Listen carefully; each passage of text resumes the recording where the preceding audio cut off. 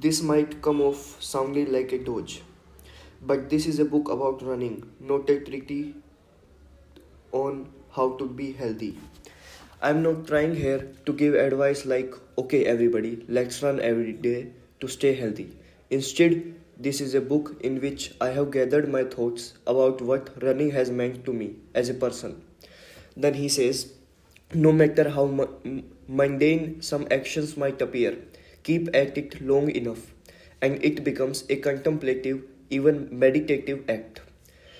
Haruki Murakami is a professional writer, but in this book he talks about running or life in general. Through this book, he wants to pen down his thoughts on running. So let's start with from the foreword of this book.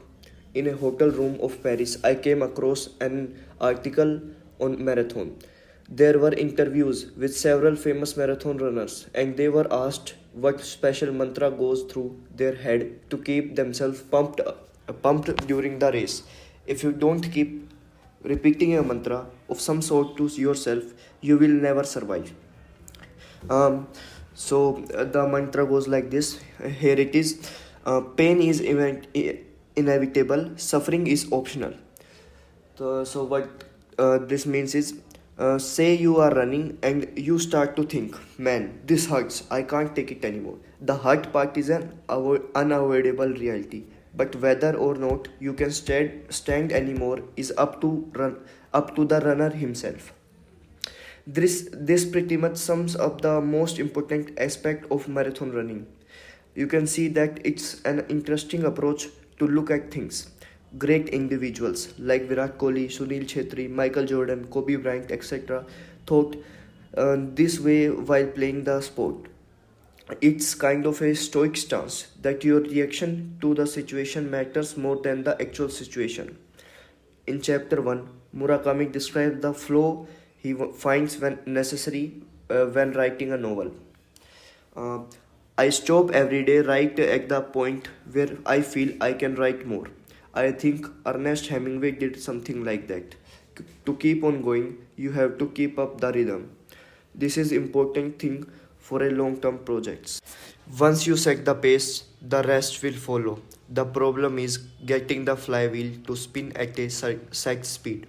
And to get to that point takes as much concentration and effort as you can manage. You can see this in various biographies of highly hardworking people. Their hardest part of making a project or building a business was the starting part, the foundation stone. One of the reasons why Peter Thiel named his book 0 to 1, then naming it 0 to 100, is that he argues that going from 0 to 1 is significantly more challenging than going from 1 to 100 because it requires true innovation rather than incremental improvement. This next paragraph has an idea which have been repeated over and over in this book. Long distance running suits my personality, though, and of all the habits I have acquired over my lifetime, I had have to say that this one has been the most helpful, the most meaningful. After reading these lines, a tweet from the host of the Dostcast podcast, Vinam Krasana, came to immediately to my mind. He wrote, Only those who surrender to their nature suffers. Suffering is for fools. It comes from a lack of self-awareness. Once you know who you are, it's over for everyone. Okay, so let's spend some time here because I think it's one of the main insights from the book. Self-awareness or knowing who you are is an important aspect of becoming successful.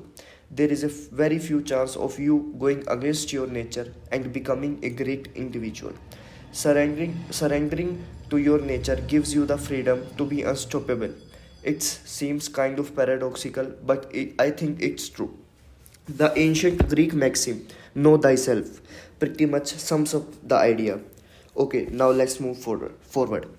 Few paragraphs down there is a great line. A writer has a quiet inner motivation and doesn't seek validation in the outwardly visible. In a long distance running, the opponent you have to beat is yourself, the way you used to be. And this is pretty much common in hardworking, ambitious people. Most of them has an inner drive or intrinsic motivation. One of them, most of them doesn't seek outside validation.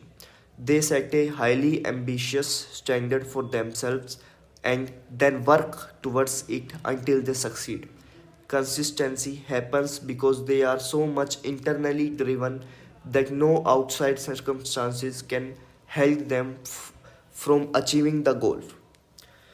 Same idea of self awareness comes back in this next paragraph. I'm the kind of person who likes to be by himself. To put a finer point on it, I am the type of person who doesn't find it painful to be alone. I find spending an hour or two every day running alone, not speaking to anyone, as well as 4 or 5 hours alone at my desk to be neither difficult nor boring. I have had this tendency ever since I was young. When given a chance, I much preferred reading books on my own or concentrating on listening to music over being with someone else. I could always think of things to do by myself. While sharing his own experience with being misunderstood or criticized, he writes, Forgive me for stating the obvious, but the world is made up of all kinds of people. Other people have their own values to live by, and the same holds true with me. These differences give rise to disagreements, and the combination of these disagreements can give rise to even greater misunderstandings. As a result, sometimes people are fairly criticized. This goes without saying. It's not much fun to be misunderstood or criticized, but rather a painful experience that hurts people deeply. And as I have gotten older, though, I have gradually come to the realization that this kind of pain and hurt is a necessary part of life. If you think about it, it's precisely because people are different from others that they are able to create their own independent selves. Take me as an example. It's precisely my ability to detect some aspects of a scene that other people can't, to feel differently than others and choose words that differ from theirs. That's allowed me to write stories that are mine alone.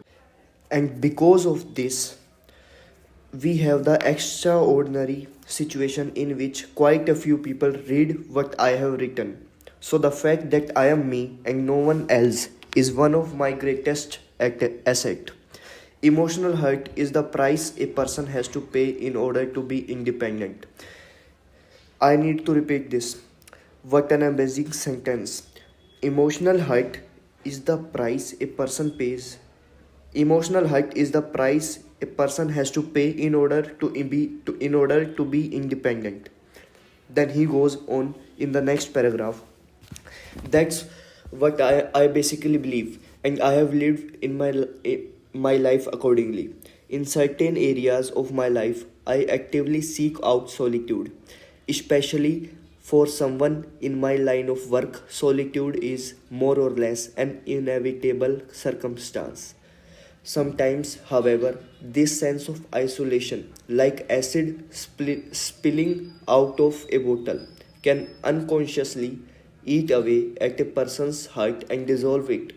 You could see it too as a kind of double edged sword.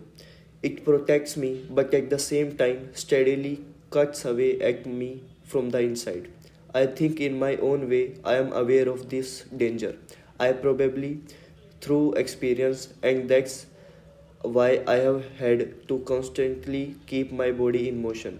In some cases, pushing myself to the limit in order to heal the loneliness I feel inside, and to put it in perspective, not so much as an intentional act, but as an instinctive reaction. Then he specifies it more. When I am criticized unjustly, or when someone I am sure will understand me doesn't, I go running for a little longer than usual. By running longer, it's like I can physically exhaust that portion of my discontent. It also makes me realize again how weak I am, how limited my abilities are. I become aware physically of these low points. And one of the results of running a little farther than usual is that I become that much stronger. If I am angry, I direct that anger towards myself. If I have a frustrating experience, I use that to improve myself. That's the way I have always lived. I quietly absorb the things I am able to, releasing them later and in as change a form as possible as part of the storyline in a novel. Now, let's talk about his bar business a little bit. Murakami got married at 22, a pretty young age, and after he left college, he started to run a bar. Most people I knew had predicted that the bar wouldn't do well. They figured that an establishment run as a kind of hobby would not work out. I just figured though that since failure was not an option, I had have to give it everything I had. My only strength has always been the fact that I work hard and can take a lot physically. I'm more of a workhorse than racehorse. Again, I think he has indirectly repeated this thing more than 5 times this early. Murakami knows himself, he knows who he is, and by knowing that, he surrendered to his nature and became the self he is. In the next paragraph, he writes, the work itself was hard. I worked from morning till late at night until I was exhausted. I had all kinds of painful experience, things I had to rack my brains out about, and plenty of disappointments. But I worked like crazy, and I finally began to make enough profit to hire other people to help me. And as I neared the end of my 20s, I was finally able to take a breather. To start the bar, I had borrowed as much as I could from every place that would lend me money, and I had almost repaid it all. Things were settling down. Up until then, it had been a question of sheer survival, of keeping my head above water, and I didn't have room to think of anything else. Turning 30 was just around the corner. I was reaching the age when I couldn't be considered young anymore, and pretty much out of the blue, I got the idea to write a novel. I can pinpoint the exact moment when I first thought could write a novel. It was around 1:30 in the afternoon of April 1, 1978. I was at Jingu Stadium that day, alone in the outfield drinking beer and watching the game. Jingu Stadium was within walking distance of my apartment at the time, and I was fairly a big Yakult Swallows fan. I remember that Yasoda was pitching for the Swallows. He was a short, stocky sort of pitcher with a wicked curve. He easily retired the side in the top of the first inning, and in the bottom of the inning, the leadoff batter for the Swallows was Dave Hilton, a young American player new to the team. Hilton got a hit down the left field line. The crack of bat meeting ball right on the sweet spot echoed through the stadium. Hilton easily rounded first and pulled up to the second. And it was at that exact moment that a thought struck me. You know what? I could try writing a novel. I still can remember the wide open sky, the feel of the new grass, the satisfying crack of that bat. Something flew down from the sky at that instant, and whatever it was, I accepted it. He started writing his first novel in the spring of 1978, and by fall finished a 200-page work. After finishing the novel, he sent it into the in to be considered for a literary magazine's new writer prize. What's bewildering is that he didn't care much about this novel. He slipped the work off without making a copy, and if it had not been selected, the work would have been vanished forever. This is the work that's published under the title Hear the Wind Sing. This novel won the prize when Murakami was 30, and he suddenly found himself labeled as new up and coming writer. After writing another novel, Pinball 1973, he decided to close the business for a while and concentrate solely on writing. This was a very big decision. Just think of it for a moment. You closing your business from which your family is surviving and starting something that has more risk in it, and there is a high likelihood that you will not see the results for first few years. Talking about this big decision, Murakami writes, I decided to close the business for a while and concentrate solely on writing. At this point, my income from the jazz club was more than my income as a novelist. A reality I had to resign myself to. Most people I knew were flat out against my decision, or else had grave doubts about it. Your business is doing fine now, they say. They said, why not just let someone else run it for a time while you go and write your novels? From the viewpoint, this makes perfect sense, but I couldn't follow their advice. I am kind of person who has to totally commit to whatever I do. Let me repeat this line. I am the kind of person who has to totally commit to whatever I do. I had to give it everything I had. If I failed, I could accept that. But I knew that if I did things half-heartedly and they didn't work out, I had always have regrets. Despite the objection, Murakami goes on with his decision and sets out to make a living writing. Okay, so now he talks about his school life experiences.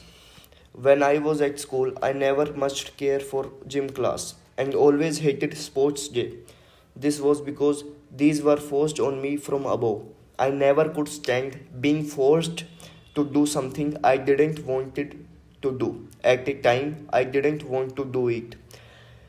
Whenever I was able to do something I liked to do, though when I wanted to do it and the way I wanted to do it, I had give it everything I had.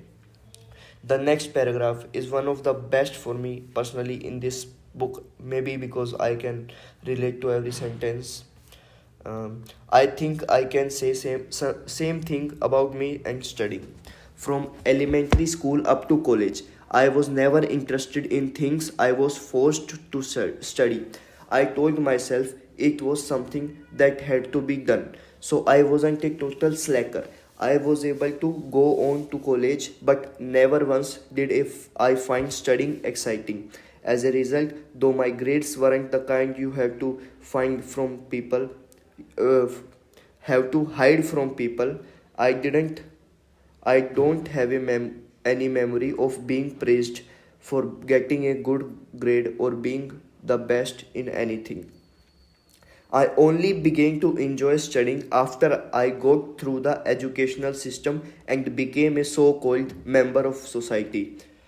If something interested me and I could study it at my own pace and approach it the way I liked, I was pretty efficient at acquiring knowledge and skills. The art of translation is a good example. I learned it on my own. The pay as you go method. It takes a lot of time to acquire a skill this way, and you go through a lot of trial and error, but what you learn sticks with you. Now, after changing his career, his new life began. When he was in the bar business, he had to before when he was in the bar business, he had to sleep very late, sometimes during the sunrise. First thing he and his wife did was to change their sleep schedule.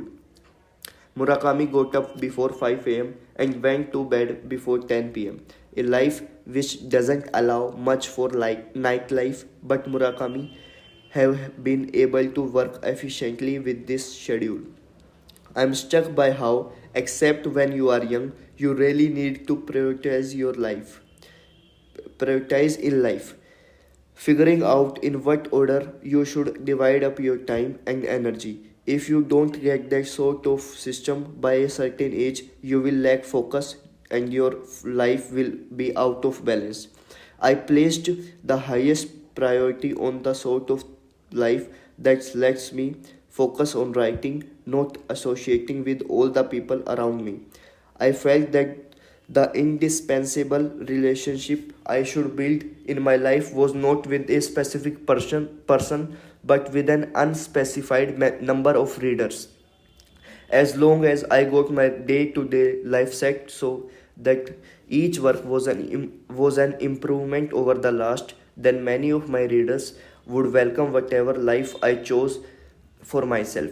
In other words, you can't please everybody. He followed this same policy when he ran bar. He ran bar. A lot of customers came to the bar. Of 1 out of 10 enjoyed the place and said he had come again. That was enough. If 1 out of 10 was a repeat customer, then the business would survive. This realization lifted a weight off my shoulders. Still, I had to make sure that the one person who did like the place really liked it.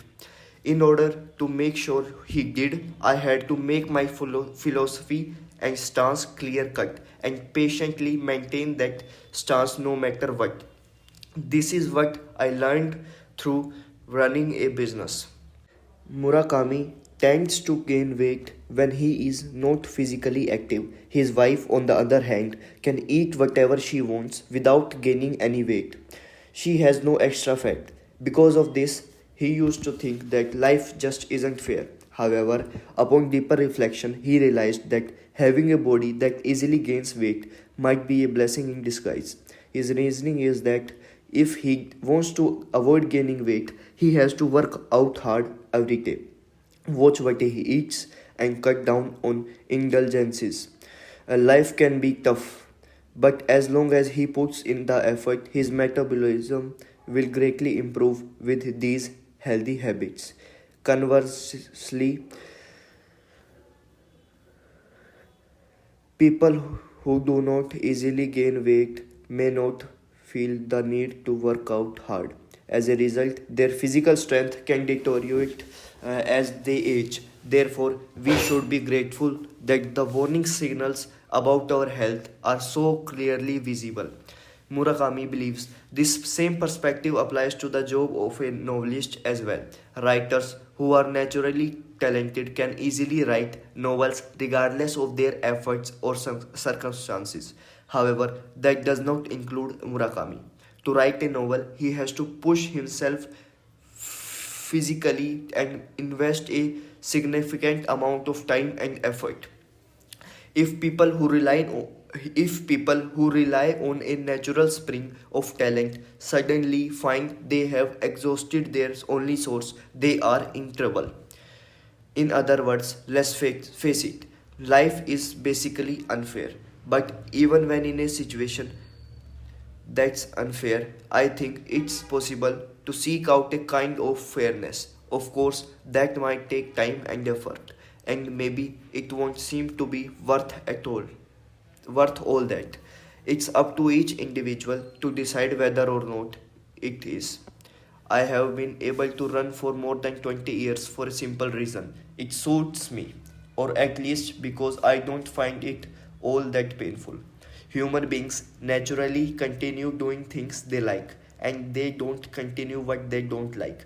Admittedly, something close to will does play a small part in that. But no matter how strong a will a person has, no matter how much he may hate to lose, if it's an activity he doesn't really care about, he won't keep at it long.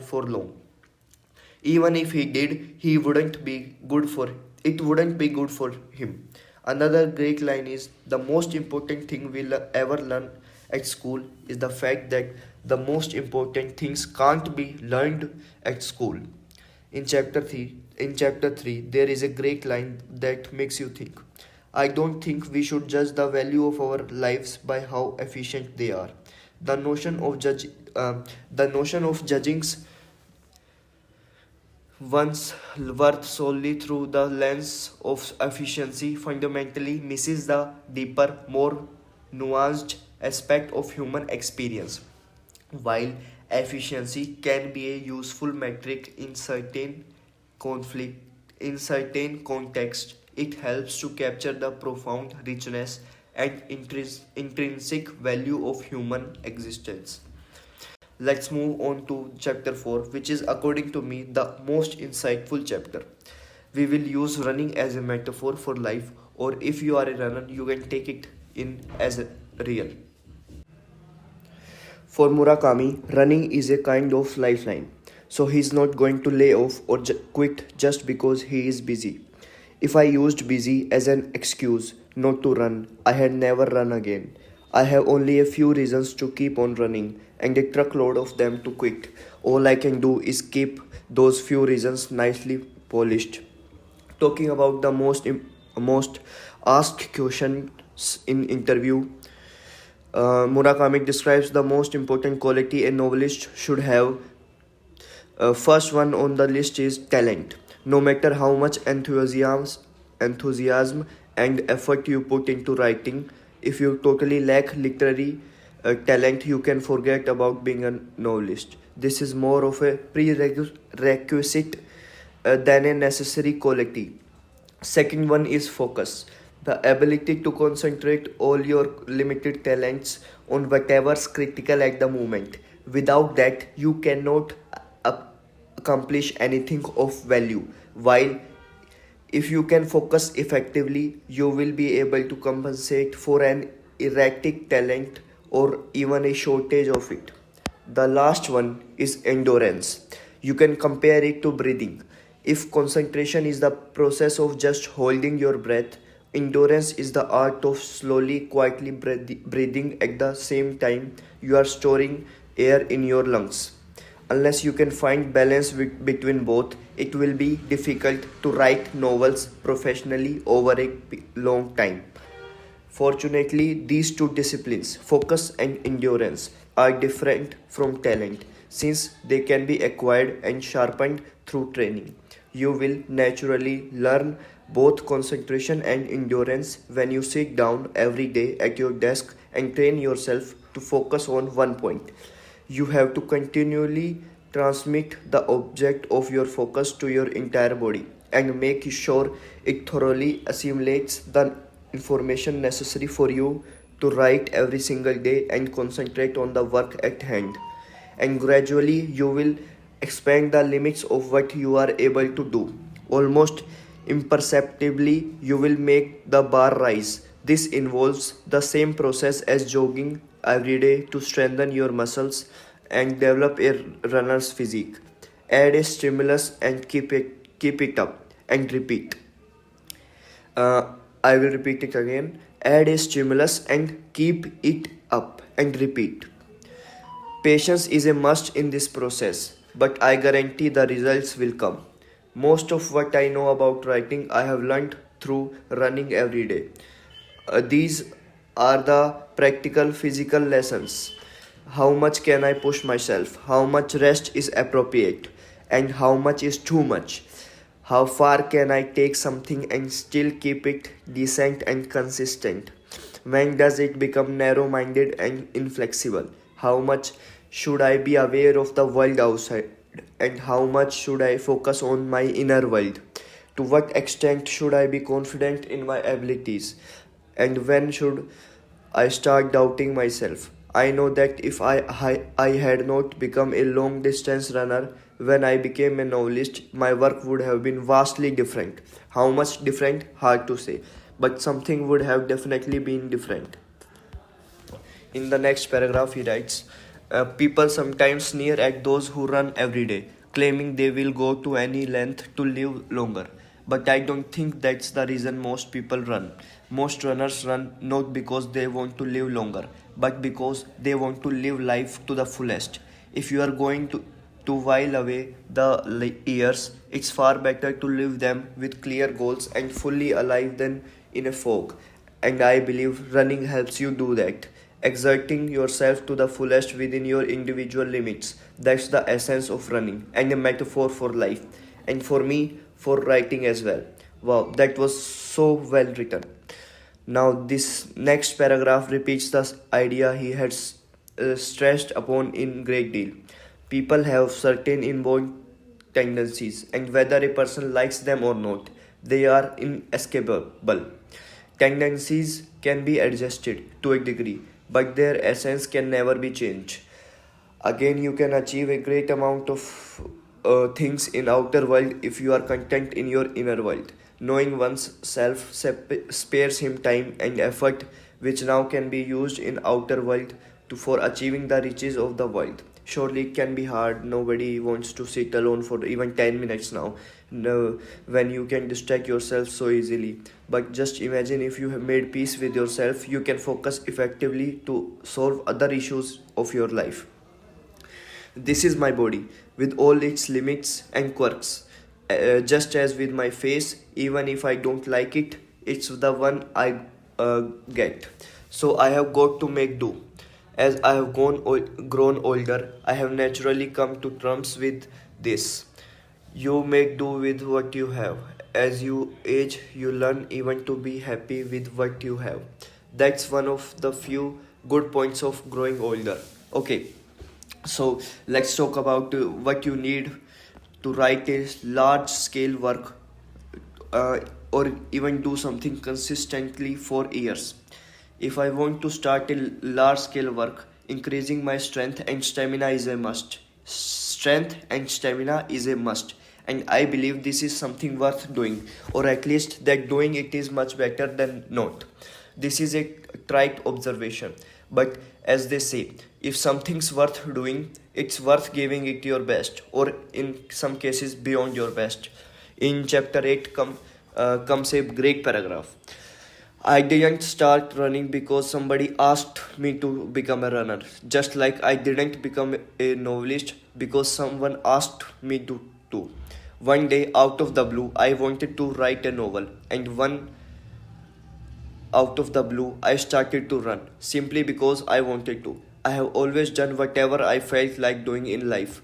People may try to stop me and convince me I'm wrong, but I won't change. In this book, there is a great amount of time given to the stories in which Murakami didn't perform well in terms of his own expectation, but he never left the chance to run again.